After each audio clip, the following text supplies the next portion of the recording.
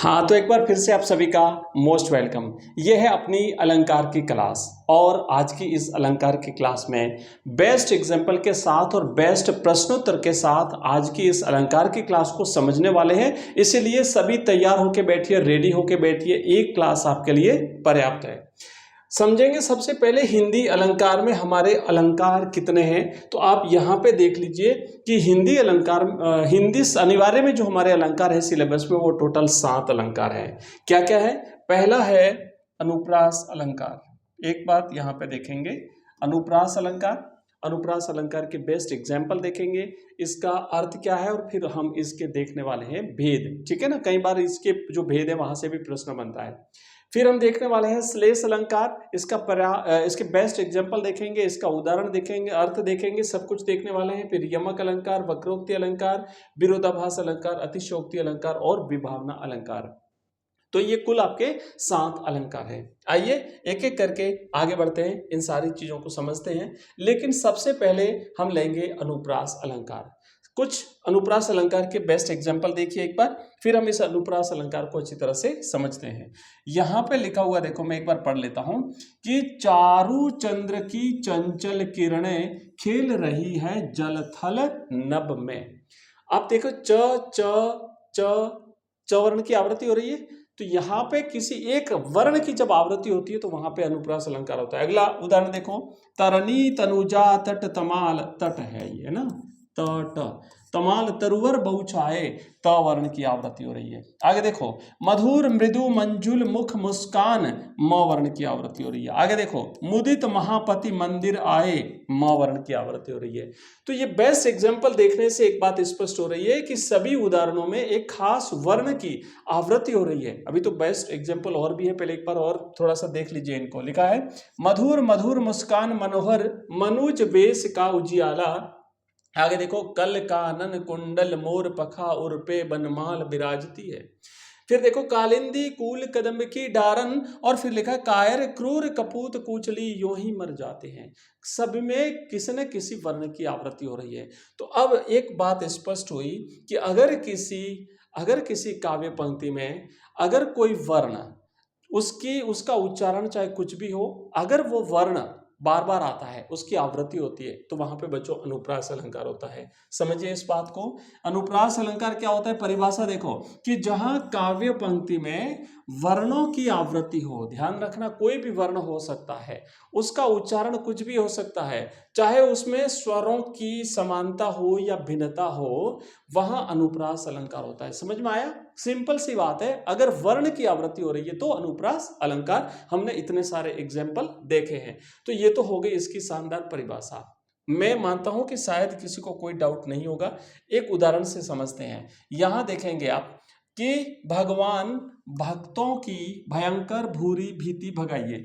उदाहरण को अच्छी तरह से समझिए। किसी वर्ण की आवृत्ति होती है तो भ वर्ण की आवृत्ति हो रही है, देख लो आप, भ वर्ण की आवृत्ति हो रही है। आगे लिखा था कि चाहे उनके स्वरों में समानता हो या भिन्नता, तो देखो यहाँ भ है और यहाँ भू है, ऊ की मात्रा आ रही है, ऊ का स्वर आ रहा है या ई का स्वर आ रहा है। तो आप समझ रहे हो ना कि स्वर समान हो, जैसे भ और भ अ आ रहा है, तो समान भी हो सकते हैं और असमान भी हो सकते हैं, कुछ भी हो सकता है। लेकिन अगर उच्चारण आवृत्ति अगर हो रही है, बार बार अगर आ रहा है, तो वहां पे अनुप्रास अलंकार है। तो अगर आपके सीधा परीक्षा में ये भी आ सकता है कि भाई ये उदाहरण कौन से अलंकार का है, या फिर ऐसा आ सकता है कि अनुप्रास अलंकार का उदाहरण लिखिए, उसकी परिभाषा लिखिए, इस तरीके से आपको पहचानना है। समझ रहे हो? तो इसमें भवर्ण की आवृत्ति हुई है। मैंने सारी बातें समझा दी, आप लोग चाहो तो इसको देख सकते हो, इसको पढ़ सकते हो। आगे बढ़ो। उसके अलावा यहाँ पे देखो एक बार फिर से, चोरटी है गोरटी या चोरटी अहिर की। तो यहाँ पे देखो र और ट वर्ण की आवृत्ति हो रही है बच्चों, र वर्ण और ट वर्ण की आवृत्ति हो रही है, इसलिए अनुप्रास अलंकार है। कोई विशेष समझाने वाली बात नहीं है, बिल्कुल सिंपल सा है, आप समझते जाइए। वर्णों की आवृत्ति हो रही है ना, समझ लेना अनुप्रास अलंकार है। एक और उदाहरण, तरनी तनुजा तट तमाल तरुवर बहुछाए, त वर्ण की आवृत्ति यहाँ पे हो रही है, तो इसलिए यहाँ पे कौन सा अलंकार है? अनुप्रास अलंकार है। और देखिए, बस इतने सारे उदाहरण पर्याप्त हैं। इतने सारे उदाहरण अनुप्रास अलंकार के पर्याप्त है। बाकी हमने कम से कम 10 उदाहरण शुरुआत में ही पढ़ लिए हैं। ये उदाहरण अगर आपने याद कर लिए, ये परिभाषा अगर आपने याद कर ली, तो बच्चों में ये कहता हूं कि अनुप्रास से चाहे कैसा भी प्रश्न क्यों नहीं आए, निश्चित रूप से आप कर लोगे। एक बार इनके भेद भी देख लेते हैं। भाई काव्य शास्त्रियों ने अनुप्रास के बच्चों 5 भेद माने हैं। कुछ काव्य शास्त्री 4 भेद मानते हैं और कुछ ने 5 भेद माने हैं। तो एक बार जल्दी से हम इसके भेद जो है वो जान लेते हैं और मैं आपको अभी याद करा दूंगा। आप ये मत मानना कि अनुप्रास अलंकार, अब इसके इतने भेद, अब टाइम नहीं हमारे पास, कैसे याद होगा। अभी हो जाएगा, अभी हो जाएगा। शब्दों पे गौर करिए। सबसे पहला है छेका नुप्रास। शब्द पे गौर करना है। क्या कहा है कि इस अनुप्रास में एक या एक से अधिक वर्णों की आवृत्ति केवल एक बार होती है। छेका, जैसे छींक आती है ना, जैसे किसी को एक बार आई, किसी को 2 छींक आई, तो या तो एक बार आवृत्ति हो गई या फिर एक से अधिक वर्णों की आवृत्ति केवल एक बार ही होगी। ध्यान रखना, एक से अधिक कुछ नहीं होगी। जैसे कानन कठिन, क वर्ण की आवृत्ति एक बार हुई, मतलब एक बार तो शब्द आया है और एक बार आवृत्ति हुई। आवृत्ति का मतलब रिपीटेशन होना, एक बार आवृत्ति हुई। भयंकर, भारी, तो इसमें फिर भ वर्ण की एक बार आया और दूसरी बार आवृत्ति हुई, तो मतलब एक बार ही आवृत्ति होगी, तो वहां पे छे का अनुप्रास होता है। छे का मतलब एक बार, खाली एक छे का लगा दो। इस काव्य पंक्ति में क वर्ण और भ वर्ण केवल 2-2 बार आए हैं, अतः यहाँ छे का अनुप्रास अलंकार है। समझ में आया? छे का एक बार आवृत्ति। आगे देखो व्रत्यानुप्रास। आप व्रत है ना, व्रत होता है ना, व्रत जैसे ऐसे गोल गोल घूमता है, व्रत। तो अब यहाँ पे देखो कि जहां एक या अनेक वर्णों की एक से अधिक बार आवृत्ति हो, मतलब बार बार आ रहा है, गोल गोल घूम रहा है, वो वर्ण जो है वो क्या हो रहा है, बार बार आ रहा है, गोल गोल घूम रहा है, तो वहां वृत्यानुप्रास अलंकार होता है। जैसे मतलब अब देखो, तो इसका मतलब क्या हुआ कि छे का अनुप्रास वृत्यानुप्रास का विपरीत है। इसमें एक बार ही आवृत्ति हो गई और इसमें बार बार आवृत्ति हो गई। छेका में एक, छेका एक लगा दो, एक छेका लगा दो, और वृत्या में बार बार। जैसे यहाँ पे देखो वीरति, विवेक, विमल, विज्ञानी, व वर्ण की आवृत्ति बार बार हो रही है, तो ये वृत्त बना रहा है, वृत्यानुप्रास है। व वर्ण की आवृत्ति ने एक बार हुई है, तो ये वृत्तिया हो गया, तो 2 याद हुए। छेका में एक बार आवृत्ति, वृत्तिया में बार बार आवृत्ति। आगे देखो, नेक्स्ट देखो बच्चों, तीसरा और चौथा बिल्कुल सिंपल है, बिल्कुल सिंपल है। अगला है श्रुत्यानुप्रास। मतलब जब हम सुनते हैं तो हमारे कानों में जो वर्ण पड़ता है उसका उच्चारण किसी एक स्थान विशेष से होता है। ऐसे वर्णों की आवृत्ति जो मुख के किसी एक ही उच्चारण स्थान से उच्चरित हो। मतलब जब हम बोलते हैं ना तो वर्णों का उच्चारण हमारे मुख के अलग अलग भागों से होता है। जैसे मान लीजिए हम प वर्ण बोलते हैं, तो प जब बोलेंगे तो होठ टच करेंगे एक दूसरे को, प, फ, ब, भ, म, तो इनके पूरे इनका जो पूरा वर्ग है ना, उन सभी का उच्चारण स्थान होठ हो गया, ओष्ठ हो गया। इस तरीके से क, ख, ग, जीभ है ना ऊपर दंत को टच करती है, तो इसीलिए उन समस्त का उच्चारण किसी एक ही स्थान से होता है, वो सुनने में हमें एक जैसे लगता है, इसलिए इसका नाम है श्रुत्यानुप्रास। वहां श्रुत्यानुप्रास होता है। जैसे दीनांत था, थे दीननाथ डूबते, दीनांत था, थे दीननाथ, त समझ रहे हो? तो ये श्रुत्यानुप्रास हो गया। ज्यादा आपको इसमें समझने की जरूरत नहीं है। और एक होता है अंत्यानुप्रास, मतलब अंत में, पंक्ति के अंत में अगर समानता हो, छंद के चरणों के अंत में जहां एक समान वर्णों का प्रयोग होता हो, वहां अंत्यानुप्रास अलंकार होता है। उदाहरण देखो, काली काली अलकों में, आलस मदनत पलकों में, समझ रहे हो? अंत में, अलको पलकों में आया समझ में? तो ये अंत में, तो इस प्रकार 4 हुए। छेका में एक आवृत्ति, वृत्तिया में बार बार आवृत्ति, श्रुत्या में एक जगह से उच्चारण, और अंत्या में अंत में समानता। बस ये 4 भेद हैं। कुछ लाटानुप्रास भी मानते हैं कुछ काव्य शास्त्री, तो आप यहाँ पे ध्यान देंगे। एक लाटानुप्रास भी है, पर मूल रूप से इसके 4 भेद होते हैं। लाटानुप्रास अलंकार भी होता है। समझ में आया? अनुप्रास अलंकार। भाई अभी अगर आपको समझ में नहीं आया बच्चों, तो इसको वापस यहाँ तक की वीडियो को वापस देखना पड़ेगा। शुरुआती उदाहरण देख लीजिए, 100% आपको समझ में आ जाएगा, इसके भेद समझ में आ जाएंगे। और इसके हम नेक्स्ट जो हमारी क्लास होगी, हो सके तो हम लाइव क्लास में इसके प्रश्न कर लेंगे। टोटली आपको समझ में आ जाएगा, कोई डाउट नहीं रहेगा आपका। चलिए नेक्स्ट अगला अलंकार लेते हैं। हमारा नेक्स्ट अलंकार है, वो है यमक अलंकार। कैसा अलंकार है भाई? यमक। यमक में क्या होता है कि किसी शब्द की आवृत्ति होती है। देखो अनुप्रास में तो वर्ण की आवृत्ति होती है, समझिए, वर्ण माने एक अक्षर की आवृत्ति होती है, लेकिन यमक में शब्द की आवृत्ति होती है। कनक कनक ते सौगुनी, समझ रहे हो ना। तो इसलिए देखो लक्षण या परिभाषा क्या है कि जहां एक या एक से अधिक शब्दों की आवृत्ति हो किंतु उसके अर्थ भिन्न भिन्न हो, मतलब अर्थ अगर शब्द अगर रिपीट हुआ तो उसका अर्थ भिन्न ही होगा, ध्यान रखना। क्योंकि ऐसे बहुत सारे अलंकार हैं जहां शब्द की आवृत्ति न होते हुए भी अर्थ भिन्न हो रहा है, जहां शब्द की आवृत्ति हो रही है लेकिन अर्थ भिन्न नहीं हो रहा है, ऐसे बहुत अलग अलग परिभाषाएं। तो यमक में ध्यान रखना है कि शब्द की आवृत्ति हो रही है, अर्थ भिन्न होगा। उसी तरीके से श्लेष अलंकार होता है, वहां शब्द की आवृत्ति न होते हुए भी अर्थ भिन्न भिन्न होता है, मतलब शब्द एक अर्थ अनेक। एक होता है पुनरुक्ति अलंकार, पुनरुक्ति प्रकाश अलंकार जिसे कहते हैं, शब्द की आवृत्ति हो रही है लेकिन अर्थ भिन्न नहीं है, अर्थ सेम है। तो ये तीन प्रकार के ऐसे अलंकार होते हैं, इसलिए ध्यान रखना यमक में शब्द की आवृत्ति अर्थ भिन्न, तो यहाँ पे यमक अलंकार होता है। इसके कुछ बेस्ट एग्जांपल मैं आपको दिखाऊंगा। अभी थोड़ा सा चलो पहले यहाँ से हम देखते देखते जाते हैं। लिखा है कि काली घटा का घमंड घटा नवमंडल तारक वृंद खिले, इतना सा पर्याप्त उदाहरण। काली घटा का घमंड घटा, घटा शब्द है, घटा घटा दो बार आया है, घटा शब्द दो बार आया है, यानी घटा शब्द की आवृत्ति हुई है और दोनों बार इसका अर्थ भिन्न है। काली घटा का मतलब होता है काले काले बादल, घटा मैंने बादल का, घमंड घटा मैंने घटना मैंने कम होना। तो शब्द एक है, एक शब्द दो बार आया है और दोनों बार अर्थ भिन्न भिन्न है, इसलिए यमक अलंकार। समझ में आया? ठीक है, यहाँ पे लिखा है, इसको अच्छी तरह से आप लोग समझ लीजिए। आगे बढ़ते हैं, देखो नेक्स्ट, देखो एक और उदाहरण देखते हैं। कनक कनक ते सौगुनी मादकता अधिकाय, या खाए बोराय जग वा पाए बोराय।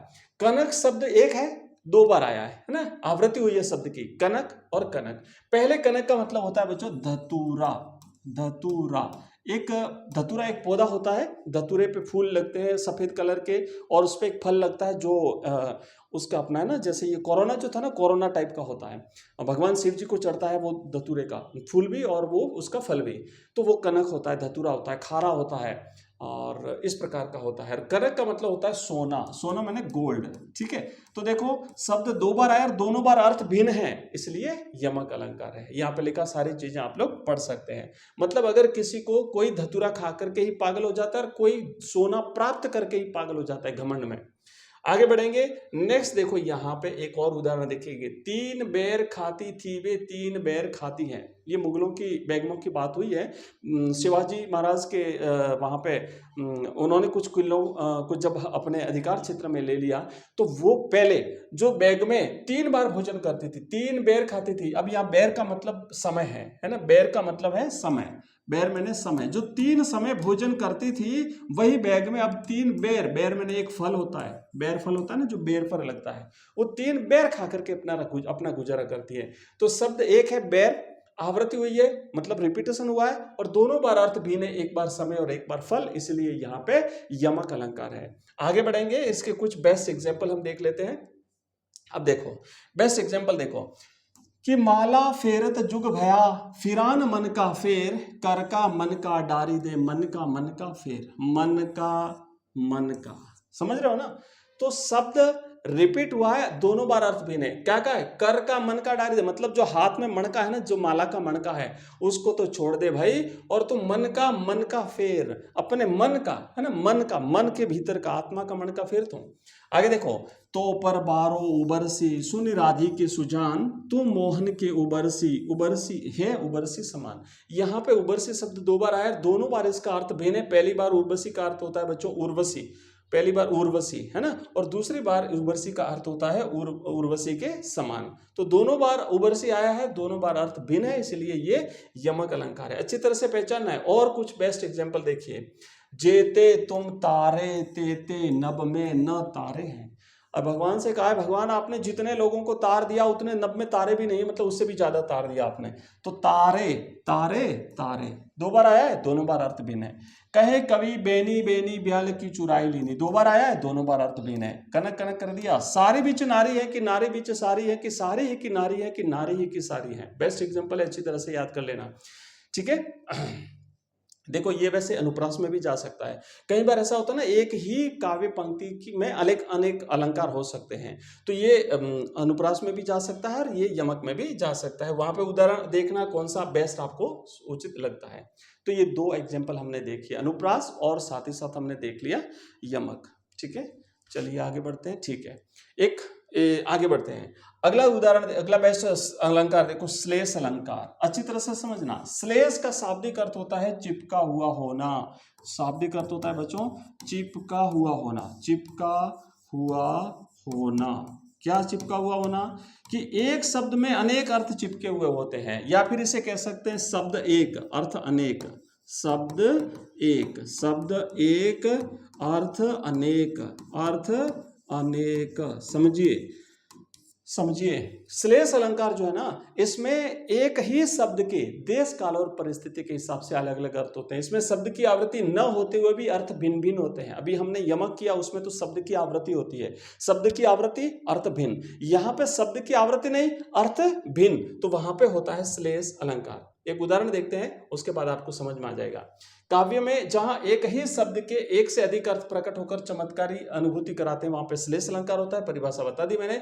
उदाहरण देखो यहाँ पे, बलिहारी नृपकूप की गुण बिन बूंद न दी। एक शब्द आया गुण, शब्द एक है गुण, उसका दो अलग अलग संदर्भों में अलग अलग अर्थ है, नृप के लिए और कूप के लिए। देखो कि प्रस्तुत काव्य पंक्ति में गुण शब्द में श्लेष है। कैसे श्लेष है? कि गुण शब्द के या दो अर्थ ग्रहण किए गए हैं। नृप का मतलब राजा, नृप यानी राजा के पक्ष में गुण का अर्थ है गुण या उसकी विशेषता, उसकी योग्यता। और कूप, कूप के लिए, कूप मैंने कुआं, कुएं के पक्ष में गुण का अर्थ होता है उसकी रस्सी। अतः यहाँ पे गुण शब्द में श्लेष अलंकार है। तो याद रखना, बलिहारी नृप कूप की अगर आ जाए परीक्षा में कि कौन सा अलंकार है, तो श्लेष अलंकार करना है बच्चों। चलिए नेक्स्ट आगे बढ़ते हैं। आगे बढ़ते हैं। हाँ, रहीमन पानी बेस्ट एग्जाम्पल है, इसको अच्छी तरह से याद कर लेना, इंपॉर्टेंट है, परीक्षा में आ सकता है। बलिहारी नहीं, रहीमन पानी राखिए बिन पानी सब सोन, पानी गए न उबरे मोती मानस चुन। यहाँ पे पानी शब्द, पानी शब्द में श्लेष है। कैसे श्लेष है? कि पानी शब्द के तीन अर्थ हैं। पानी, मोती के लिए पानी का अर्थ है चमक, मनुष्य के लिए पानी का अर्थ है उसकी इज्जत, और चूने के लिए पानी का अर्थ है जल। समझ में आया? तो पानी शब्द के विभिन्न अर्थ होते हैं, इसलिए यहाँ पे तीन अर्थ हैं। मोती के लिए चमक, मनुष्य के लिए इज्जत, चूने के लिए उसका पानी। पढ़ लेना इसको आप, बेस्ट एग्जांपल है। आगे बढ़ते हैं। देखो नेक्स्ट देखो, चरण धरत चिंता करत। अच्छा उदाहरण आ सकता है परीक्षा में। चरण धरत चिंता करत चितवत चारियों और, सुवर्ण को ढूंढत फिरत कवि व्यभिचारी और चोर। ये तीन अलग अलग लोग जो हैं, है ना, इनकी बात यहाँ पे करिए। सुबरन को ढूंढते हैं। प्रस्तुत दोहे की दूसरी पंक्ति में एक शब्द आया सुबरन। ये सुबरन को ढूंढते फिरते हैं, सुबरन का प्रयोग किया है, जो कवि के लिए अलग अर्थ देता है, व्यभिचारी के लिए अलग अर्थ देता है, और चोर के लिए अलग अर्थ देता है। क्या है? कि जहां पे सुबरन के तीन अर्थ हैं, कवि अच्छे शब्द ढूंढता है, सुबरन का मतलब, व्यभिचारी अच्छा रूप रंग देखता है, गोरा वर्ण देखता है, और चोर जो है वो स्वर्ण ढूंढता है। तो ये सुबरन के तीन अर्थ यहाँ पे हो गए, इसलिए यहां पर भी कौन सा अलंकार बच्चों? श्लेष अलंकार है। मंगन को देख ही पट देत बार बार है। मंगन को देख करके, मंगन को देख करके, मंगन शब्द है, मंगन को देख करके पट देता है। पट का मतलब, अब देखो पट यहाँ पे जो शब्द है ना पट, दो, इसके दो अर्थ हैं भाई। कोई तो मंगन का मतलब होता है मांगने वाला, भिखारी। कोई तो मांगने वाले को देख करके उसको वस्त्र देता है। पट मैंने वस्त्र देना, ले भाई, किसी कोई है ना उसको भिक्षा देता है। और कोई मंगन को, मंगते को, भिखारी को देख करके अपना दरवाजा पट बंद कर देता है। तो पट शब्द में श्लेष है, दो अर्थ हो गए इसके। ठीक है, आगे बढ़ते हैं। इसको पढ़ना चाहो तो पढ़ लीजिएगा, सारा आपको समझ में आ जाएगा। अब कुछ बेस्ट एग्जाम्पल देख लीजिए एक बार, वापस से देखेंगे। रहीमन पानी राखिए बिन पानी सब सोन, पानी गए न उबरे मोती मानस चुन। अच्छी तरह समझ में आ गया। दूसरा देखो, मंगन को देख पट देत बार बार हो गया। नेक्स्ट देखिए, रावण सिर सरोज बनचारी, चल रघुवीर शिलामुख धारी। यहाँ पर भी श्लेष अलंकार है। यहाँ पे शिलामुख शब्द के दो अर्थ है, बाण और भौरा। आगे देखो नेक्स्ट, और कुछ उदाहरण देखिए। हाँ, माया महा, उदाहरण देखो, माया महा ठगिनी हम जानी, त्रिगुण फांस लिए कर डोले बोले मधुर बानी। यहाँ पे त्रिगुण शब्द के दो अर्थ है, तीन गुण, रज सत और तम, और तीन धागों की रस्सी। आगे लिखा है कि जो रहीम गति दीप की, कुल कपूत गति सोए, बारे उजियारो करे बड़े अंधेरो होए। यहाँ पे कौन सा अलंकार है भाई? यहाँ पर भी श्लेष अलंकार है, क्योंकि यहाँ दीप शब्द के दो अर्थ है, रस्सी और दीप, संतान और दीपक। ठीक है, तो ये हमने किया है बच्चों श्लेष अलंकार। मैं आशा करता हूं कि आपको बिल्कुल समझ में आ रहा होगा, और अगर आपको समझ में आ रहा है तो क्लास को लाइक करिएगा। बहुत मेहनत कर रहे हैं आपके लिए, लगातार क्लासें अवेलेबल करा रहे हैं। अभी तो लाइव क्लास और आएगी शाम को, और आनंद आ जाएगा जब पेपर देने के लिए एग्जाम में बैठोगे, पेपर आपके सामने आएगा। तो अगर आपने हर क्लास हमारी अटेंड करी है, हर क्लास हमारी, आपने हर वीडियो अगर हमारा देखा है, तो 100 में से 100 नंबर लाओगे और इतना खुश हो जाएगा आपका मन की पूछो नहीं। इसलिए क्लास को एक बार लाइक कर दीजिए और जितना हो सके उतना शेयर कर दीजिए क्लास को। बच्चों एक बार फिर से कुछ उदाहरण हम देखने वाले हैं श्लेष अलंकार के। लिखा है चरण धरत चिंता करत चितवत चारे और, ये हम कर चुके हैं। सुवर्ण को ढूंढत फिरत कवि व्यभिचारी और चोर। बलिहारी नृपकूप की गुण बिन बुनन दे, ये कर चुके हैं। और मधुबन की छाती को देखो सूखी कितनी इसकी कलियां, श्लेष अलंकार का बेस्ट एग्जाम्पल है। आगे बढ़ेंगे नेक्स्ट। और बच्चों एक और देखिए, पानी गए डोंबरे मोती मानस चूर कर चुके हैं। चीर जीवो जोरी जुए क्यों न करे गंभीर, क्यों न स्नेह गंभीर को घटिए वृष भानुजा के हलधर के बेसी। इसको थोड़ा समझिए, ये आ सकता है परीक्षा में, इसको अच्छी तरह से समझना है। ये आ सकता है, यहाँ देखो वृष भानुजा शब्द के दो अर्थ है, राधा और गाय। और इसी तरीके से हलधर, हलधर के भी दो अर्थ है बलराम और बैल।